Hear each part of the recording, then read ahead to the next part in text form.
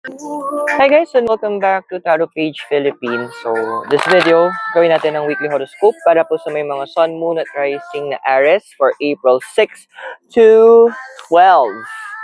So, kung bago po kayo, subscribe, like, and share. Kung hindi mo alam yung Sun, Moon, Rising mo sa end ng video, may link tayo para mapanood mo. Readings are for guidance purposes. Use your free will wisely.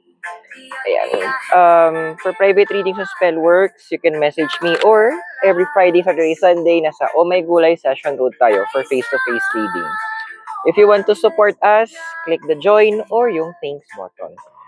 Aris, kamusta ba?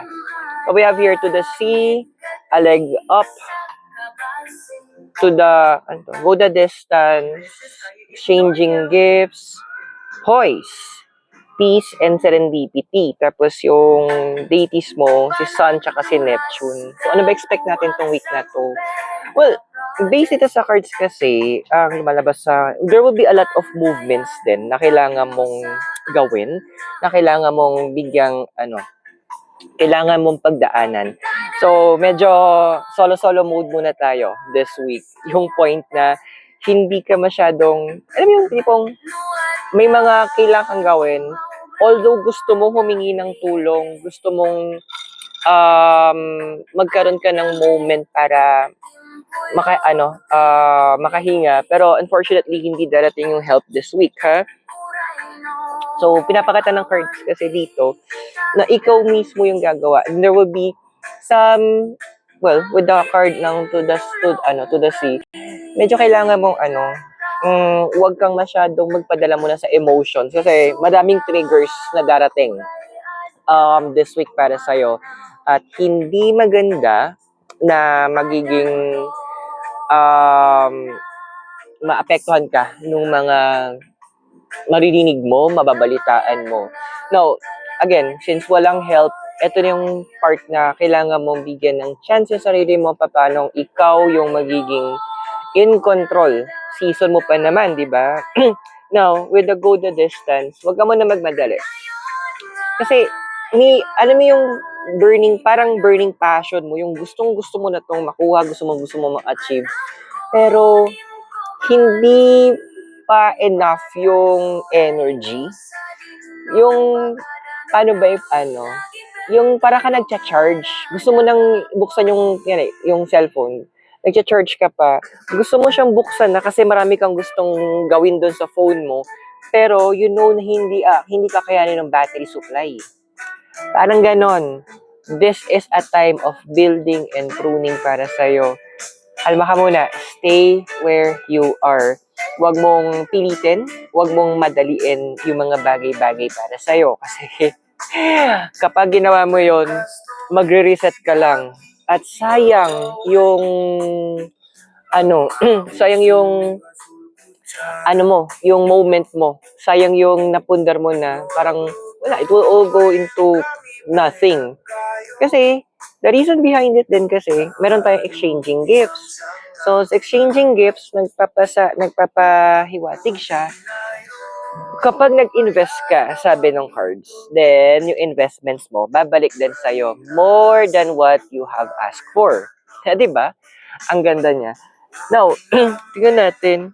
Kasi in about 8 weeks, in about 2 months, talaga magpo-focus ka sa sarili mo. Although, pwede mo itong pabilisin.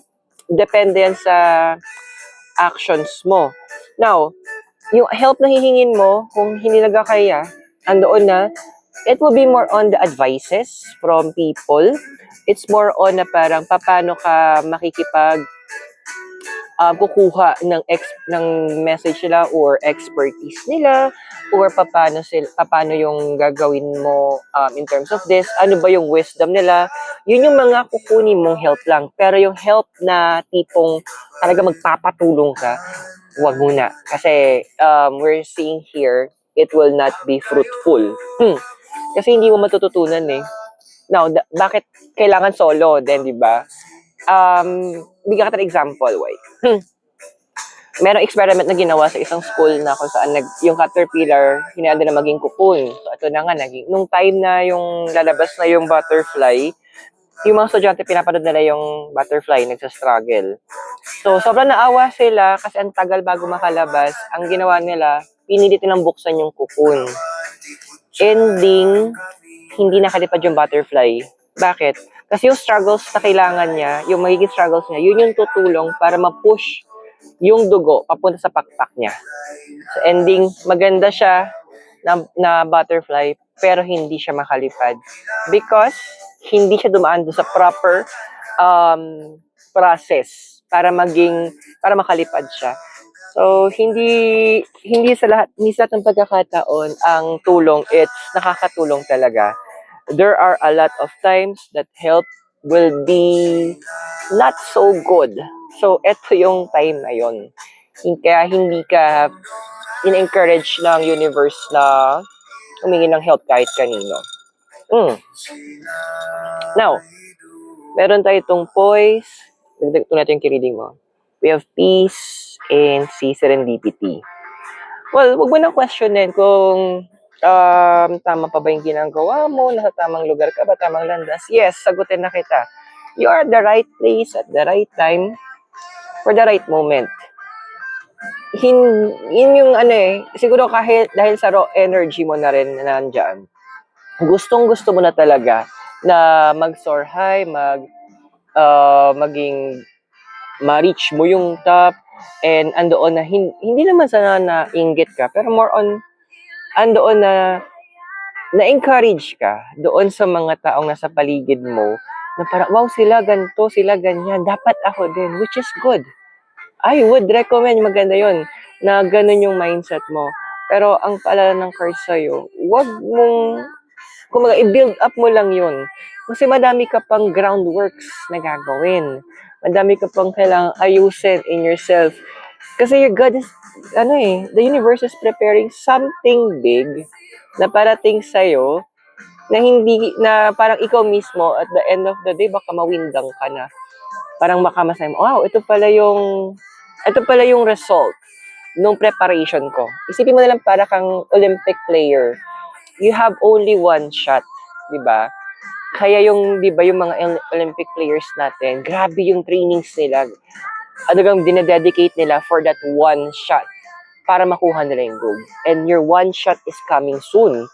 Kaya, it's time that you do everything on your own. Kasi kapag nagawa mo yun, yung help, it's more on, pag may mga dumating na help, it's more on na parang siyang tawag doon, parang bonus na lang. Pero yung essence of pride na nagawa mo to on your own, iba siya. Now, your deities, binanggit natin, si Sun, so, center self and a wish to shine, and Neptune, dream solution and a wish to flow. See? Di ba? Ano bang center ng solar system natin? Yung araw.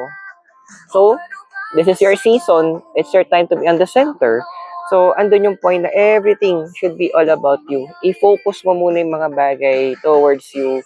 Kasi, medyo redundant na, pero, yeah, you deserve it. Now, with Neptune kasi, this is about waters, di ba? You need to learn how to subdue it. So, in the next 2 months or so, yun yung mga gagawin ng universe para sa'yo. So, it's time that you make sure that you redirect the energies papunta sa'yo. Kasi, moment mo to. Diba? So, I hope nakatulong yung readings sa'yo. The readings are for guidance purposes. Use your free will wisely. Kung bago ka, subscribe, like, and share. Kung gusto mong suporta ng channel natin, click the join or the thanks button. Private reading Spellworks, message mo ako. Face-to-face reading, Mondays to Sundays, 1 p.m. onwards. May gulay po tayo sa session mode. Aries, maraming salamat sa iyo. God bless, Namaste, Hare Krishna, and blessed be, and hope to see you soon.